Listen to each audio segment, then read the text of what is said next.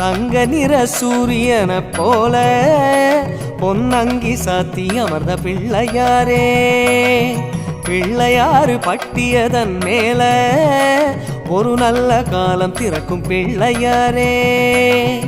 அம்பலத்தில் ஆடும் சிவனால சுப ஆவணியில் முளைச்ச பிள்ளையாரே. ஆடி போய் ஆவணி வந்தாலே ஐயா அலையலையாய் பக்தர் கூடுவாரே. கொடிமரமேறும் ஒரு 10 நாளும் கணபதி நாதம் ஒலிக்க 60 மூவர் உருகுதல் போல அடியவர் கைகள் குவிக்க. சூரியன போல பொன்னங்கி சாத்தியம் பிள்ளையாரே.